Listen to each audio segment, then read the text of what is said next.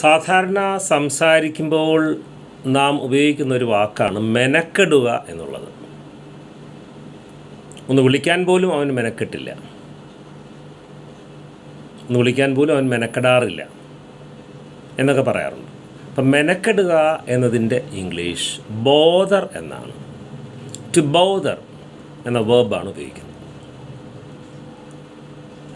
he didn't bother to call me. വിളിക്കാൻ മെനക്കെടാറില്ല. അതുപോലെ വിഷമിക്കുക എന്നും ഒരർത്ഥമുണ്ട് അതിന്.